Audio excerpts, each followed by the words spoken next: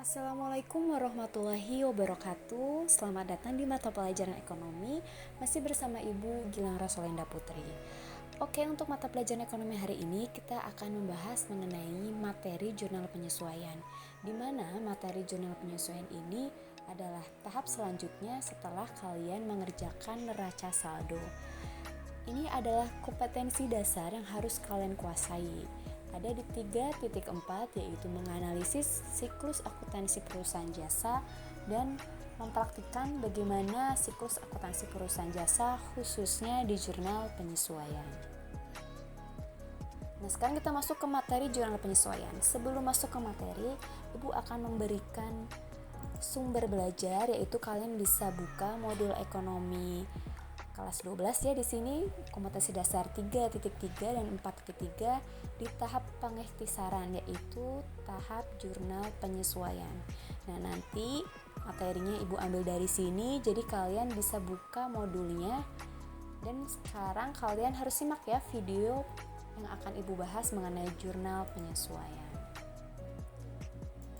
Oke, ini adalah materi selanjutnya setelah kalian minggu kemarin membuat neraca saldo. Nah, sekarang adalah tahap selanjutnya, yaitu membuat jurnal penyesuaian atau adjustment entries. Nah, di sini bisa dilihat ya, siklus akuntansi yang sudah kalian lalui. Yang pertama itu kalian sudah membuat pencatatan dari bukti transaksi. Dari bukti transaksi itu kalian buat jurnal umumnya. Kalau misalnya teman-teman di sini lupa, Ibu akan share lagi jurnal umum itu seperti apa. Jurnal umum seperti ini ya. Ini adalah jurnal umum masih dengan perusahaan yang sama, yaitu Bhinneka Shuttle ya. Ini jurnal umum. Nah, setelah kalian buat jurnal umum, kita akan membuat buku besar. Nah, buku besar ini tahap penggolongan. Nah, tahap penggolongan buku besar juga sudah Ibu jelaskan minggu kemarin. Nah, ini tahap buku besar, memposting ke buku besar. Nah, tahap selanjutnya itu membuat neraca saldo. Neraca saldo juga sudah Ibu jelaskan di video sebelumnya, silahkan diputar kembali videonya. Nah, setelah ini siklus selanjutnya yaitu di sini ya, neraca saldo, kita akan membuat jurnal penyesuaian atau adjustment entries. Nah, di neraca saldo tadi di sini kemudian kita buat jurnal penyesuaian, ini adalah tahap pengikhtisaran. Nah, sekarang kita masuk ke penjelasan jurnal penyesuaiannya. Setelah nanti kita buat jurnal penyesuaian, maka di sini ya, kita akan buat neraca lajurnya, di mana nanti neraca lajur memudahkan kita membuat laporan keuangan. Nah, tujuan akuntansi itu tujuannya hanya satu ya, kita akan menghasilkan laporan keuangan, di mana laporan keuangan tadi akan dibaca oleh pemilik atau kepentingan pengurus perusahaan ya tentunya. Oke, kita lanjut.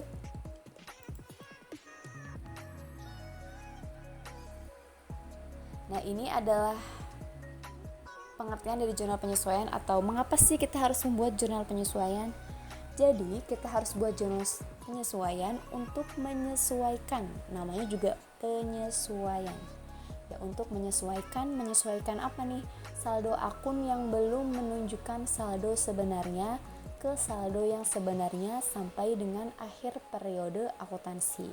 Maksudnya gimana? Nah, kita buka lagi ya neraca saldo yang sudah Ibu jelaskan di video minggu kemarin. Ini adalah neraca saldo yang belum menunjukkan akun sesungguhnya atau sebenarnya. Makanya dari neraca saldo ini, di sini kan ada tulisan sebelum penyesuaian, artinya neraca saldo ini belum pure mencerminkan keadaan yang sesungguhnya. Jadi kita harus buat penyesuaian. Nah, ini ya, kemudian memisahkan antara pendapatan dan beban. Jadi nanti kita bisa lihat pendapatannya apa saja dan beban-bebannya apa saja yang harus disesuaikan. Lanjut lagi. Nah, di sini proses penyesuaian ini pengertiannya ya, merupakan proses pemutakhiran data keuangan setiap akhir tahun sebelum disusun laporan keuangan. Proses tadi dimasukkan ke dalam jurnal yang biasa disebut jurnal penyesuaian. Jadi proses pemutakhiran data menunjukkan keadaan yang sesungguhnya. Nah, jurnal penyesuaian ini disusun berdasarkan data dari neraca saldo dan data penyesuaian akhir periode. Jadi untuk menyusun jurnal penyesuaian, datanya dari mana? Dari sini ya, dari neraca saldo sebelum penyesuaian. Ibu, neraca saldo sebelum penyesuaian diambil dari mana? Harus buat dulu buku besarnya. Karena ingat kembali lagi ya, akuntansi itu siklus. Jadi ada tahap-tahapannya. Kalau kalian loncat ke tahap 3 atau tahap langsung ke jurnal penyesuaian itu tidak bisa.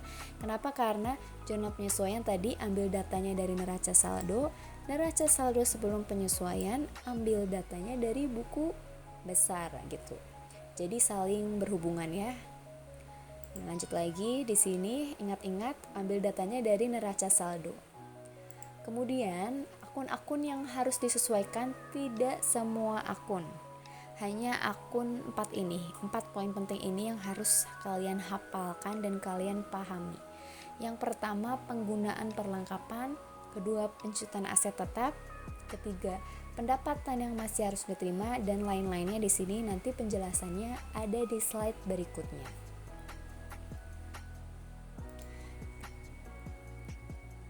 Oke, ini. Nah, di sini ya perlengkapan atau nama lainnya supplies. Perlengkapan ini adalah unsur yang dibeli perusahaan, harta ya. Harta atau aset yang dibeli perusahaan untuk mendukung operasi perusahaan. Perlengkapan yang telah diperoleh akan digunakan sehingga perlengkapan yang telah terpakai akan menjadi beban. Maksudnya gini, menyesuaikan perlengkapan. Kita lihat jika kita punya suatu perusahaan, kita beli perlengkapan di awal periode akuntansi, kemudian di perjalanan atau selama periode tersebut kita gunakan perlengkapan untuk mendukung suatu operasi perusahaan. Nah, pada saat kita menggunakan, ada sisa-sisa perlengkapan yang masih tersisa alias belum digunakan gitu. Jadi selama periode akuntansi tidak semua perlengkapan itu habis digunakan, melainkan ada sisanya. Nah, itu yang harus disesuaikan. Makanya jurnal penyesuaian itu perlu dibuat. Kenapa? Karena selama periode akuntansi kan transaksi selalu berubah. Perlengkapan kita beli 10.000 tidak hanya 10.000, melainkan nanti di akhir bisa jadi 5.000, bisa jadi juga hanya 1.000 gitu. Jadi itu yang harus kita sesuaikan. Untuk membuat jurnal penyesuaian perlengkapan ada 2 metode, metode harta dan metode beban. Analisisnya, kalau metode harta kita ambil nominalnya sejumlah beban yang sudah terpakai. Ingat-ingat ya, kalau metode harta, beban yang sudah terpakai analisisnya. Kemudian metode beban, kebalikannya berarti harta yang masih tersisa. Ingat-ingat kalau beban itu pasti terpakai, tapi kalau harta atau aset biasanya tersisa. Jadi tidak ada kata-kata beban yang masih tersisa, itu terbalik. Jadi beban biasanya itu terpakai, kalau harta itu biasanya tersisa. Oke, kita lanjut lagi. Nah, di sini jika penyesuaiannya menggunakan metode harta, maka kita cari tadi ya, balik lagi ke sini.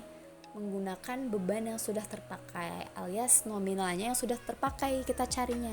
Jangan harta yang masih tersisa. Harus hati-hati ya di sini.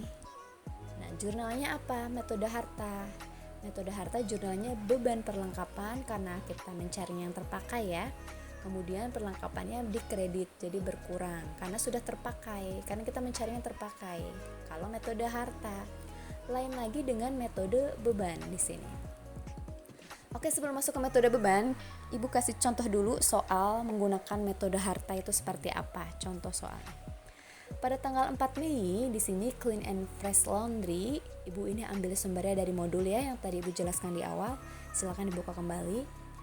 Nah, Clean ini membeli perlengkapan sebesar 900.000 secara tunai atau cash. Jadi pada tanggal 31 Desember perlengkapan yang tersisa 100.000. Biasanya di jurnal penyesuaian itu tanggal 31 Desember itu biasanya jurnal penyesuaian alias dibuat penyesuaiannya. Makanya setiap tanggal 31 Desember dibuat pemutakhiran data. Bagaimana jurnalnya seperti ini ya. Kita analisis dulu nih. Ini taunya menggunakan metode harta atau beban, kalau seperti ini kan tidak tahu ya menggunakan metode harta atau beban. Biasanya kalau di soal kadang suka dikasih info atau penjelasan menggunakan metode harta, menggunakan metode beban. Jika tidak ada penjelasan di sini menggunakan metode harta atau beban, maka kita langsung saja pakai yang saldo normal. Saldo normal artinya menggunakan metode harta.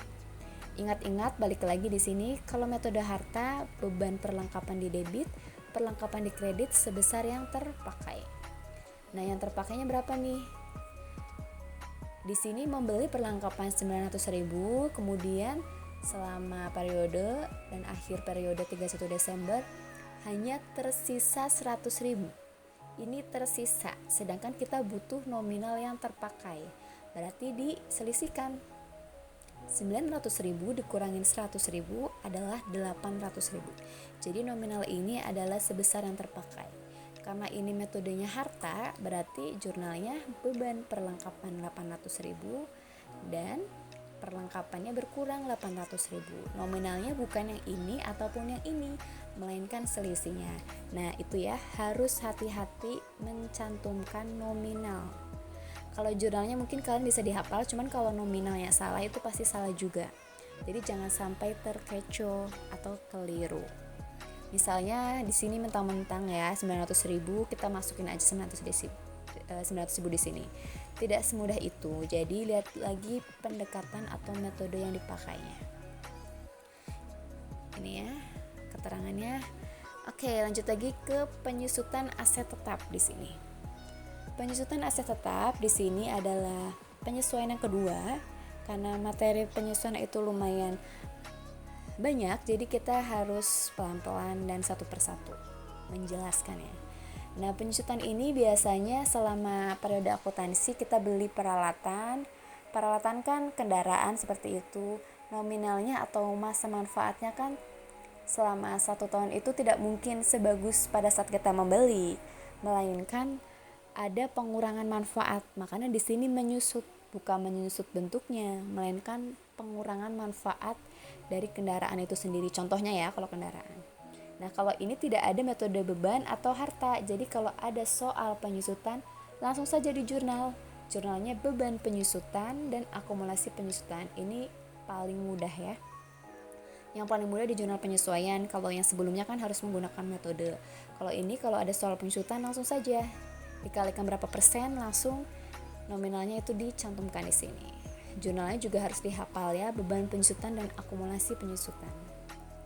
Kita masuk ke contoh soalnya. Di sini tanggal 2 Mei di neraca saldonya nih clean and fresh laundry. Ingat-ingat ya, jurnal penyesuaian diambil dari neraca saldo.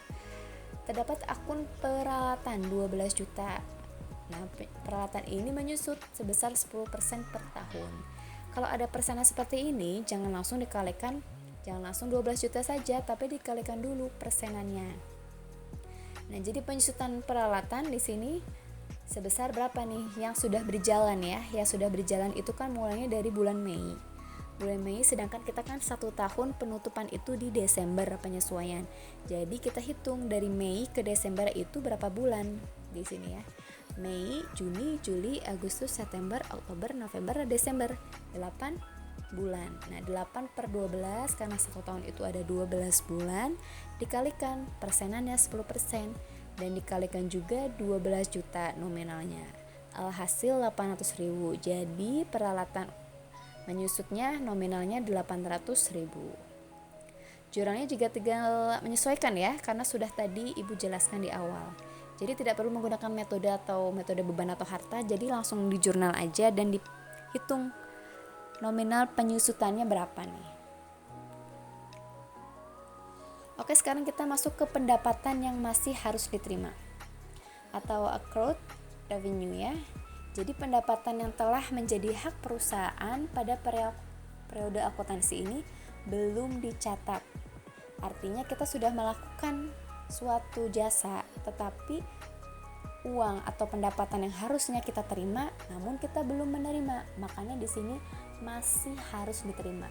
Nah, makanya di sini juga menimbulkan apa? Menimbulkan piutang bagi perusahaan, bagi kita ya. Kita sudah melakukan jasa servis misalnya, jasa laundry, tapi customernya belum bayar, timbullah piutang. Beda ya, kalau hutang kita yang meminjam uang ke customer. Tapi kalau misalnya piutang, orang lain yang ngutang ke kita, orang lain ya, bukan kitanya gitu. Ini makanya menimbulkan piutang. Kalau sudah seperti ini, langsung saja di jurnal seperti biasa di jurnal umum ya, tidak perlu menggunakan metode, langsung saja piutang usaha bertambah. Kenapa? Karena kita pendapatannya belum diterima. Kemudian pendapatan jasanya sudah diakui dulu di awal, di kredit.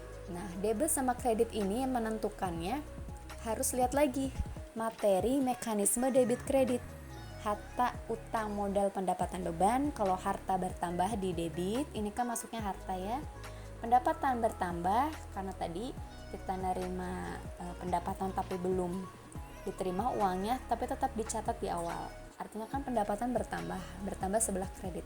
Ini maksudnya sisi kanan, sisi kiri ini debit ya, sisi kanan ini kredit. Gitu. Ini tidak tertulis, tapi kalian harus bisa membacanya. Oke, kita masuk lagi ke contoh soalnya nih. Nah, tadi contoh soal jika ada pendapatan yang masih harus diterima ya.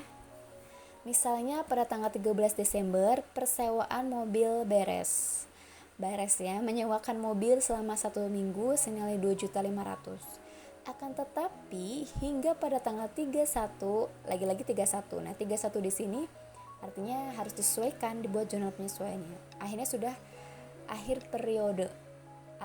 Artinya akhir periode ya di sini. Perusahaan tersebut belum menerima. Ada kata-kata belum. Artinya kita sebagai perusahaan yang menyewakan mobil beres belum menerima uangnya. Nah, makanya kita catat di sini, langsung dicatat piutang sewa bertambah 2.500.000, pendapatan sewa bertambah 2.500.000. Tidak perlu ada perhitungan, langsung saja dicatat. Oke, kita lanjut lagi ke beban yang masih harus dibayar. Ini juga ya mudah sekali. Kenapa? Karena langsung di jurnal saja, tidak perlu ada perhitungan pendekatan beban atau harta ya. Karena kalau beban yang masih harus dibayar artinya kita ada tunggakan, ada kewajiban membayar. Contohnya nih, selama periode akuntansi kita kan harus membayar gaji, bayar listrik. Tetapi selama 1 tahun sampai tanggal 31 ada karyawan yang belum kita gaji. Nah, itu beban. Ingat-ingat ya, kalau gaji itu beban gaji, kalau sewa beban sewa. Nah, yang masih harus dibayar itu akan menimbulkan hutang di sini. Nah, ini maksudnya titik-titik tergantung soalnya. Kalau kita belum bayar gaji ke karyawan ya berarti beban gaji, utang gaji. Tapi kalau kita belum bayar sewa, beban sewa, utang sewa, tergantung jenis soalnya. Sekarang kita masuk ke contoh soalnya. Oke, contoh soal di sini, perusahaan menetapkan pembayaran gaji. Jadi tanggal 1 Desember ini kepada 4 karyawan. Menetapkan pembayaran gaji ya, bayarnya di tanggal 1 Desember. 8 juta. Selama bulan Desember ada seorang karyawan yang belum mengambil gaji sebesar 2 juta. Hal ini berarti perusahaan memiliki utang gaji kepada karyawan yang bersangkutan. Kenapa? Karena tadi ada satu karyawan yang belum bayar gaji sebesar belum mengambil gaji ya, sebesar 2 juta. Jurnalnya bagaimana? Langsung aja di jurnal. Beban gaji debit di sini ya. Ini ya, sisi kiri. Utang gaji menjorok ke kanan, sisi kanan itu kredit 2 juta. Nominalnya pakai yang ini karena ini yang ngutang. Kalau ini mah sudah dibayar ya, selama bulan Desember ada satu karyawan yang belum kita bayar gajinya sebesar 2 juta. Langsung saja di jurnal seperti ini. Oke, kita lanjut lagi ke beban dibayar di muka. Nah, beban dibayar di muka ini beban yang dikeluarkan di sini ya pengertiannya. Beban yang dikeluarkan terlebih dahulu kasnya. Jadi kita udah bayar sewa nih, misalnya contohnya ya, ibu mau nyewa kos. Nah, ibu udah bayar dulu nih uangnya, kasih ke ibu kos. Nah, masa manfaatnya itu kan baru ibu nikmati nanti beberapa bulan kemudian. Karena ibu bayar di awal, misalnya ibu mau ngekos 3 bulan. Ibu bayar di awal untuk 3 bulan. Itu namanya beban dibayar di muka. Contohnya tuh ada sewa, ada asuransi, seperti itu. Nah, ini ada dua pendekatan. Nah, ini sama aja kayak tadi ya, kayak perlengkapan. Ada dua pendekatan, yaitu dicatat sebagai aktiva dan yang kedua dicatat sebagai beban atau expense di sini. Nanti contohnya akan Ibu jelaskan ya. Awal pembayaran diakui sebagai aktiva. Ini jurnal umumnya ya. Jadi pada saat kita membayar nih, tadi kan ya Ibu mau bayar sewa kos. Ibu udah ngeluarin uang nih, kredit di sini, menjorok sisi kanan. Sewa dibayar di mukanya, di debit, ini harta. Ya. Kemudian cara di sini, nah jurnal penyesuaiannya seperti apa? Jadi cari waktu yang sudah kita nikmati. Artinya kalau menggunakan metode harta, analisisnya yang sudah kita nikmatin. Maksudnya sudah berjalan periodenya. Misalnya Ibu bayar 5 juta, Ibu sudah berjalan belum menikmati manfaat itu. Misalnya Ibu bayar 5 juta kosan buat 3 bulan. Kalau Ibu sudah menikmati 2 bulan, berarti itu yang dihitung 2 bulan itu. Nah sisanya kan berarti 1 bulan yang belum gitu. Ini jurnal penyesuaiannya ya. Beban sewa di debit, sewa dibayar di muka. Ini untuk metode harta. Harta itu beban-beban pasti di debit. Jadi nanti Ibu akan kasih clue HBD. Jadi kalau harta pasti di debit harta di sini ya. Ibu kasih harta HBD. Kalau metodenya harta, jurnalnya beban di debit. Nah, ingatnya itu aja ya. Kalau metodenya harta, beban di debit, HBD. Itu clue dari Ibu. Jadi biar kalian lebih mudah memahaminya, HBD harta, beban di debit. Jadi nanti sisanya kalau metodenya beban berarti bebannya di kredit. Nah ini ya, ini contoh jurnalnya. Kita masuk ke contoh soalnya. Nih, sebesar yang telah benar-benar menjadi beban. Jadi nanti balik lagi ke metode harta atau beban, seperti halnya perlengkapan tadi. Pendekatan harta di perlengkapan. Kalau harta, analisisnya berapa yang sudah terpakai atau berapa beban yang sudah terpakai. Dan di sini juga sama, metode harta sebesar yang sudah menjadi beban atau beban yang sudah terpakai berapa, yang sudah kita nikmatin ya kalau terpakai ya. Kita masuk ke soalnya di sini. Oke, kita masuk ke soalnya. Pada tanggal 1 Maret, Clean and Fresh Laundry ini bayar sewa tempat usaha.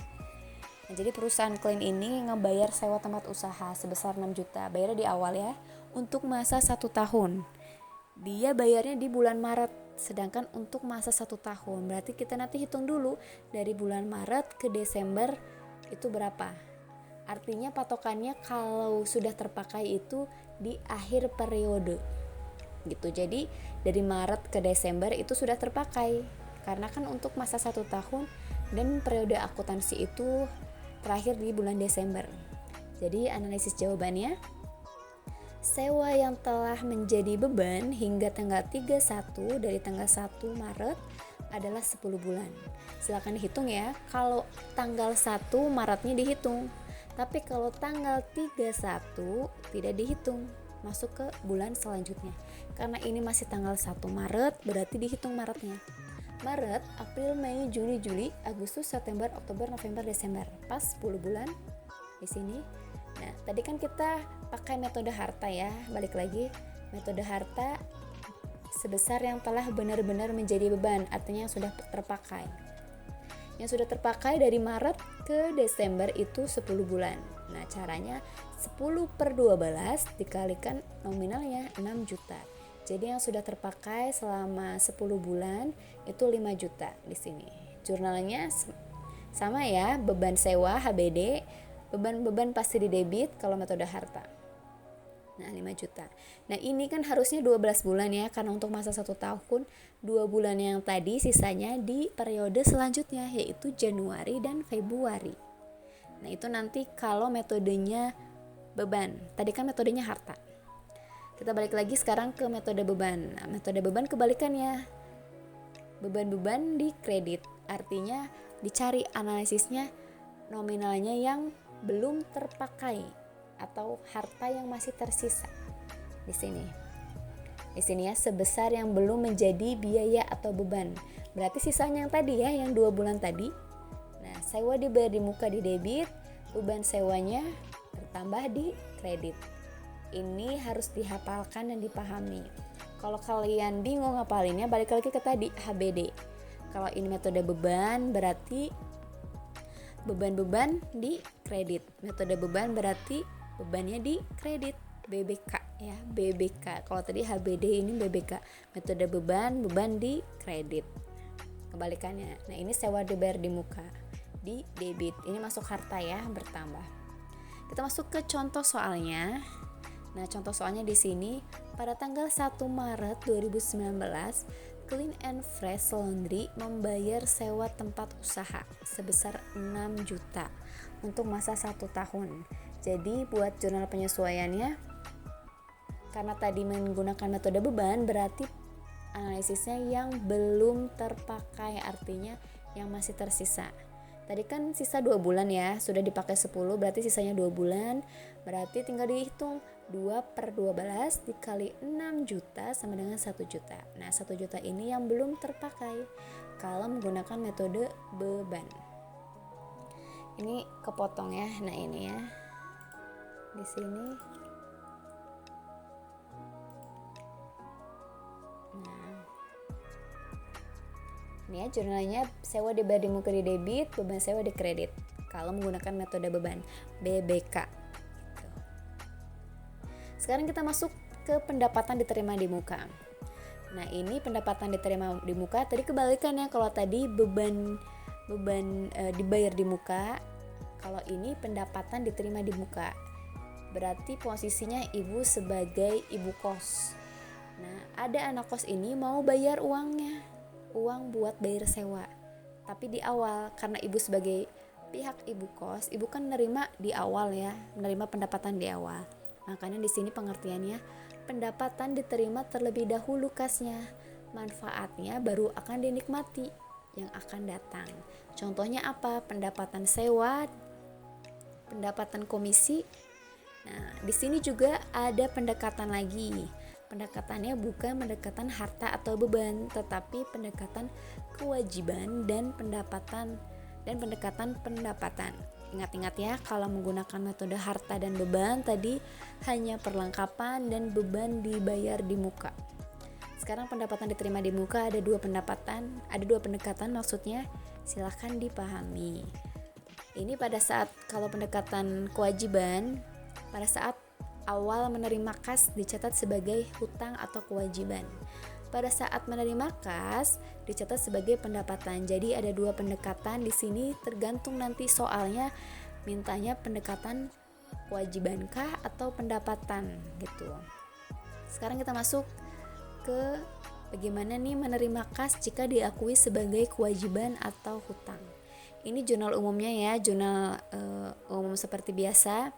Kita nerima kas, masuk kasnya, kemudian pendapatan sewa diterima di muka bertambah sebelah kredit. Sekarang kita buat jurnal penyesuaiannya. Nah, ini nominalnya sebesar yang sudah menjadi hak perusahaan. Kalau kewajiban itu analisisnya yang sudah menjadi hak. Kebalikannya, kalau tadi kan metodenya harta ya.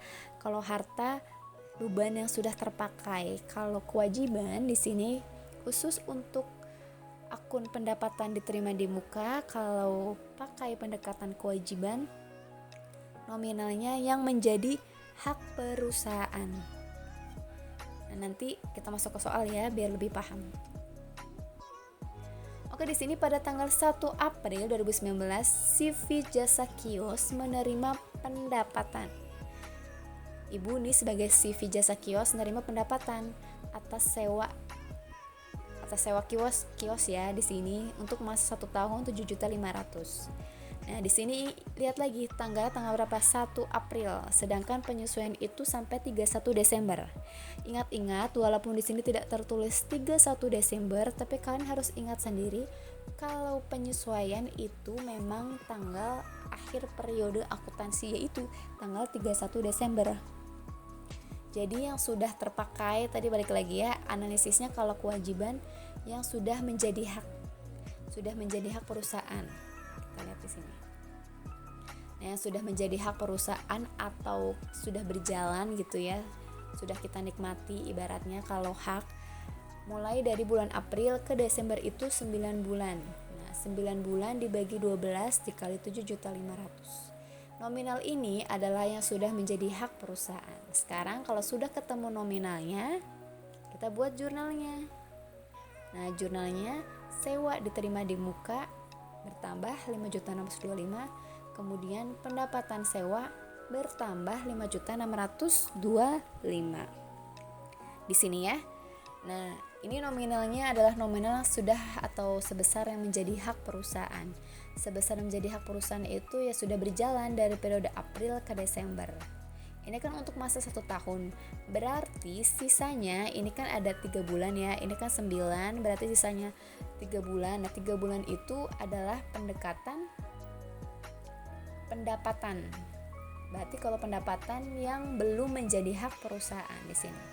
Belum menjadi hak perusahaan. Ini jurnal umumnya seperti biasa ya, sama ya pada saat kewajiban, pendekatan kewajiban. Nah, sekarang ini pendekatan pendapatan sebesar yang belum menjadi hak perusahaan. Bagaimana soalnya, kita lihat ya.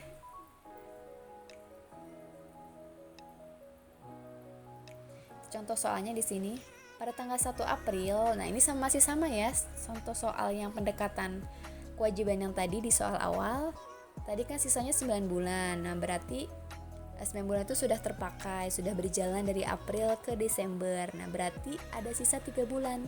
3 bulan tadi itu adalah yang belum menjadi hak perusahaan. Artinya kita harus hitungnya 3 bulan tadi. 3/12 dikali 7.500.000, hasilnya adalah 1.875.000. Bagaimana jurnalnya? Seperti ini.